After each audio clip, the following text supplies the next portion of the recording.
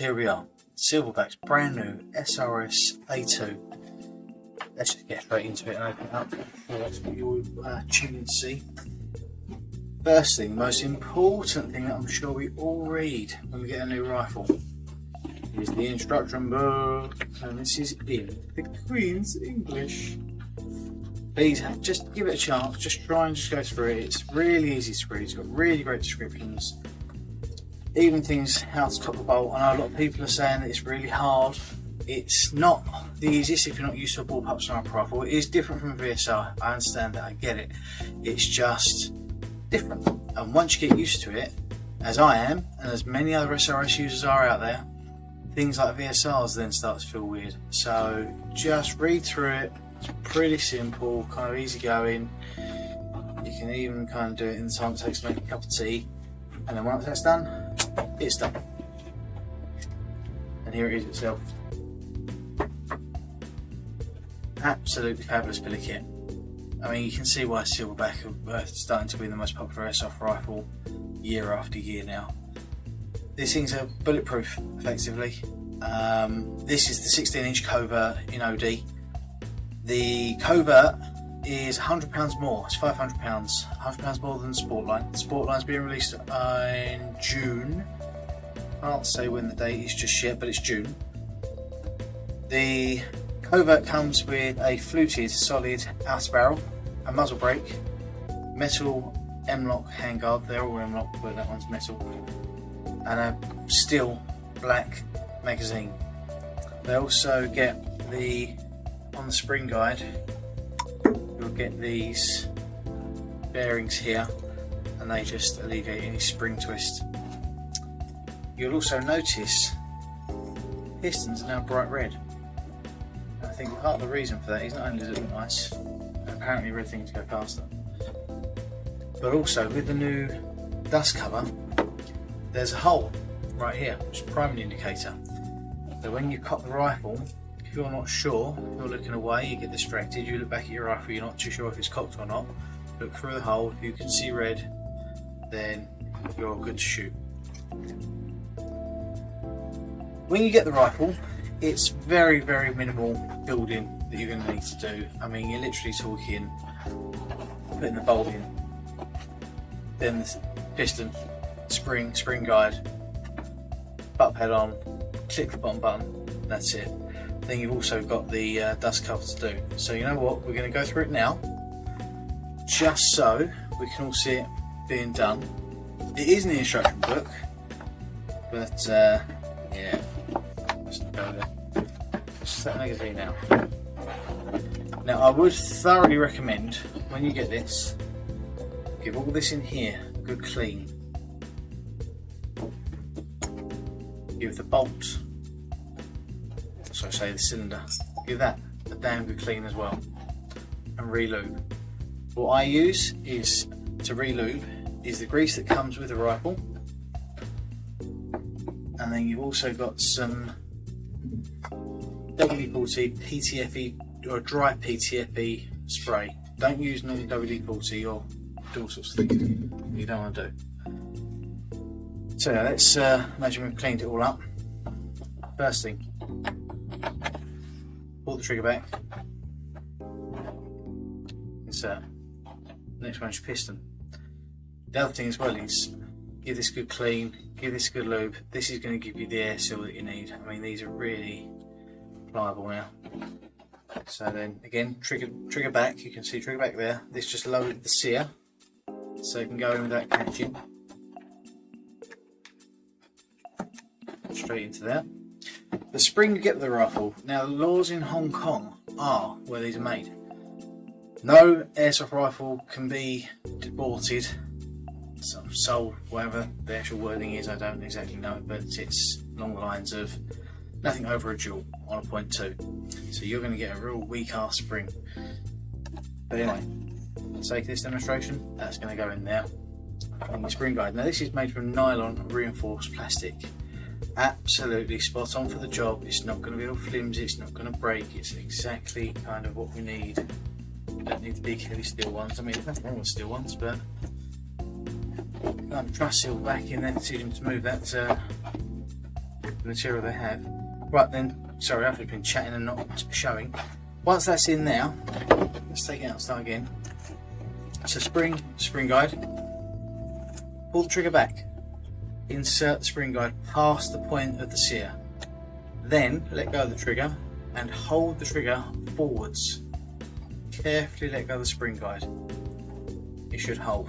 Always have this pointing at something you don't want to destroy, because it could just slip. It won't, but it might. When you're putting this in, the butt pad, angle there just to get it in, and then close it up, and then move it up. Now this here, it's just clicking in there, pull the trigger. It won't go yet because it's not perfectly aligned. Sometimes, occasionally it needs a little assist. It is brand new. There. That's now locked in. That won't come out. Your dust cover. Now, just to clarify, if you have an A1 dust cover, they still fit. Good to go with that. There you go. You're good to go. No difference. The A2 dust cover, however, with its primary indicator hole, what you need to do is you get a little bit of grease. Use this just a demonstration here, just a tiny bit, and you're going to put some along this edge, and then again some on this edge here.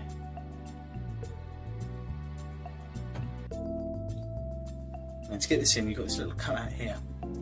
This just feeds in there.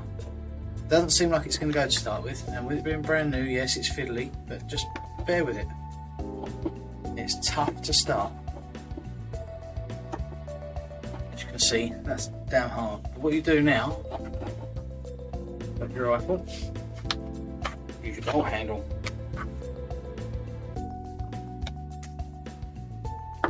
That's in. If you want to go back that little distance there, you can get, mind you, don't hurt yourself or scratch the cylinder, but you can just put something there, and that's it.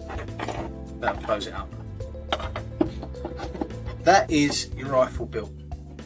The other thing people have been struggling with, and again, I get it, it's a brand new rifle system, is the pull.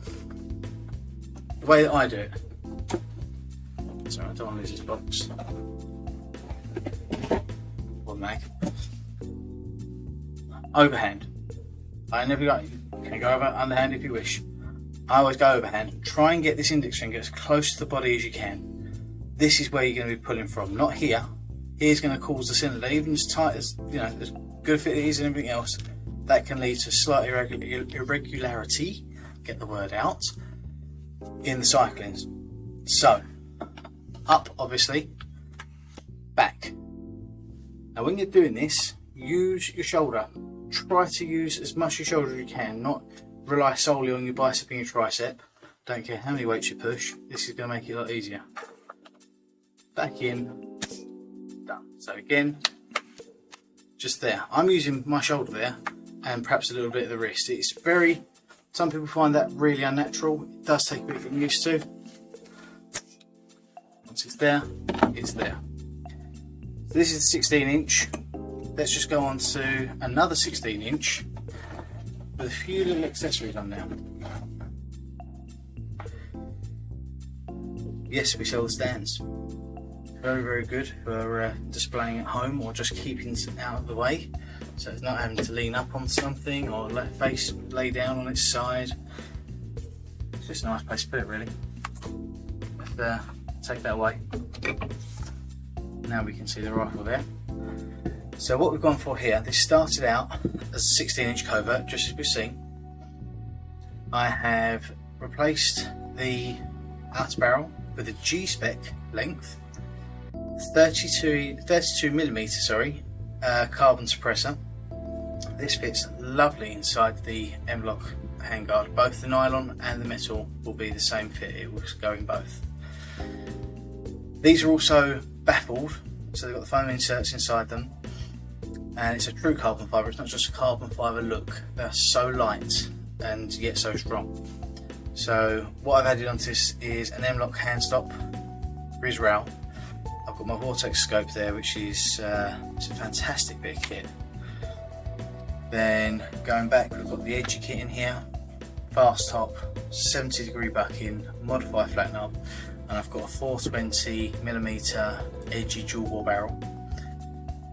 Just flipping this rifle over, I just want to show you as well, these all come with a tripod mount as well. So for those of you who take the serious target shooting and you have the tripod mount, screw straight on. Then obviously going back here, I've got, if I take this out, it's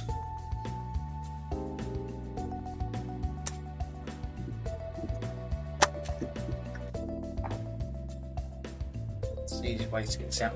The other way to get this out as well while I'm doing this, instead of trying to slide it forwards and possibly injuring your fingers, just start to peel it from the top there, and it comes out very, very easily. You won't damage it.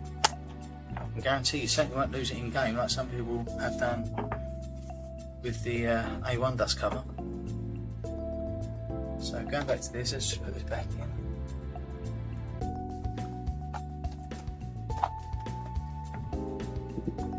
So there you can see we've also got the edgy sap piston in there. Really is an absolute treat. I mean, the thing is, yeah, we built it, chronoed it, it's absolutely spot on. It's currently doing 2.31 joules on a 4.8 over range. Obviously we don't have anywhere to test it over range just yet. Now I'm hoping by the start of July we might see a return to sights under certain conditions. I'm sure there's going to be player restrictions, etc., but you know what, it's just going to be one of those things. We're just going to have to toe the line just to make sure that this thing doesn't do the rounds again.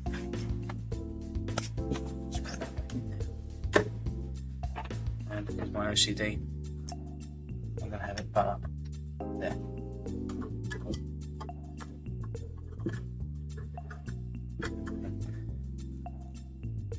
So this is it. The other thing that I've obviously changed are the panels. These are now the Wolf Grey panels. I just think it looks really nice. The Wolf Grey with the grey flex and the carbon suppressor, and it just feels lovely as well to hold. It's just, I mean, you've got to be a fan of bullpups, don't get me wrong. You know, if you don't like a bullpup rifle, then this really isn't the rifle for you.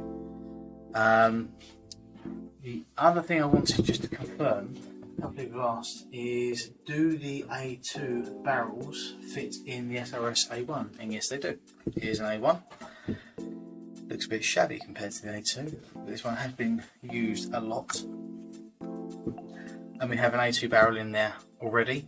What I'll do is, if I just take this out and just also show you what the new fluted 16-inch barrels look like. The 18-inch barrels are also fluted in the same manner, and they look absolutely stunning.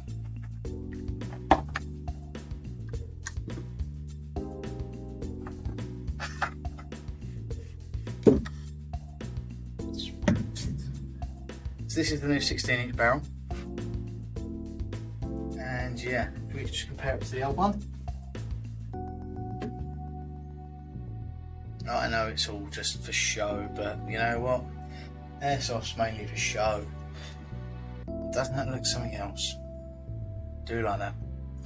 But say, with this one, in order to get the integrated look, I've had to shorten the outer barrel, hence I've used a G-spec outer barrel.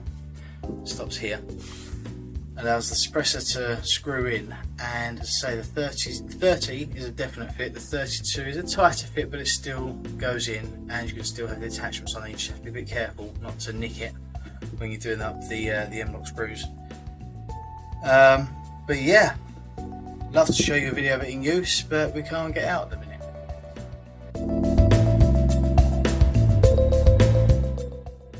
That I've noticed so far in the A2 over the A1. Now I love an M-lock handguard. This is so much better looking than this in my opinion. And also you get more kind of, on here you've got 4 sides you can put rails on. And here you've got, what, 6? There's 8, no there's 8. 8 sides. More flexibility. Also, with the receiver having more material cut out of it, it makes it lighter, but also when you're putting the body panels together, it's just easier, because they don't just have that tunnel through the receiver that these do. I mean, yes, you can do it, obviously, you can see it's been done here, but occasionally it can be a real faff to get the A1 body panels changed. On the A2 it is an absolute cinch compared to this. I think that's a definite improvement. I like the new dust cover. I think that a lot of people are now finally going to stop losing theirs. The one thing I'm interested in is how the rear butt pad stands up over time, because I know that some of on the A1s, they peeled off. It's very easy fix, just a bit of glue and you can put it back on. None of the A2s come with a monopod, the rear monopod. To be honest, I took mine out on the A1. It was just unnecessary weight, it wasn't used. A few of the extras, or the upgrades, the extra parts, whatever you want to call it. These are the new Silverback follower magazines. They do not come with an extended follower. These are 25 rounds. The reason that they don't come with an extended follower is because the extended follower in the steel SRS mags does not work due to the shape of the channel, the BB channel inside and the inside of the mag. But I have it on very good authority that the HTI flexible followers do work in the Polar magazines. The only thing you need to be careful of is when you are cycling through the rounds, that you make sure that this one doesn't go, you haven't cycled your last round and you've racked it again, because all you're going to end up doing is chopping the top off of your flexible follower and perhaps blatting someone with the end of the follower, which I'm sure isn't going to be much fun, especially if it destroys your hop unit or takes out an O-ring at least. So that's for these. These are very light, these are only 60 grams and they're half the price of the steel mags. These are £11 compared to £22. Other things I get asked a lot: how do I get my SRS to shoot up to 500 feet per second?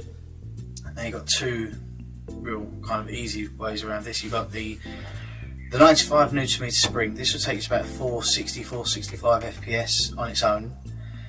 If you are desperate to get to the 500, which I understand it, you want to be at the limit that you can be, you can go up to the 110 Newton, but this would be too much. This will take you up to about 530 FPS, which is why you're going to need then the air brake piston cup. But this is a good thing because it will make the rifle quieter. And here you've got three different lengths of air brake. If you go for the middle one, that should take you roughly down to about 500 FPS. Now it's all dependent upon your hop setting as well, because it does have an impact on your FPS. These are two of the new grip knobs, the bolt knobs that Silverback have brought out. This is the grip, this is the lightweight. Now you might recognise the lightweight because it is a copy of what was on the SRS lightweight.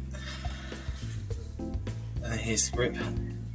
The reason I recommend basically one of these or the match, the operator I'm not a big fan of. I think it's a bit too, I don't know, angular for me. It's because when you've got the bolt handle coming off this, obviously, with that ball, it's just too much of a difference. There's no nice gradient for you to be racking it. These make it, if you just try it, you'll see what I mean. They're just so much more comfortable.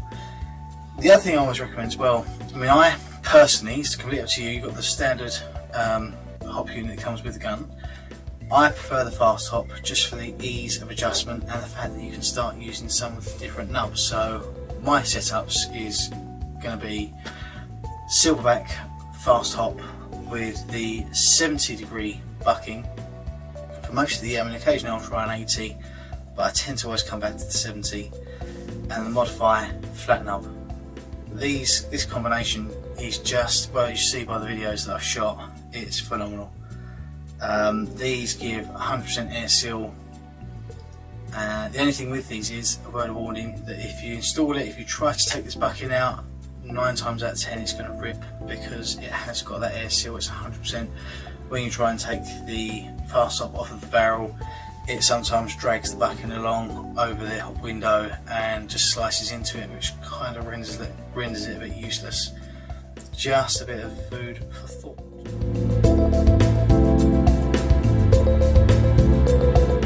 little glimpse of the lightweight. I've had a few people inquiring as to when these are going to come out again.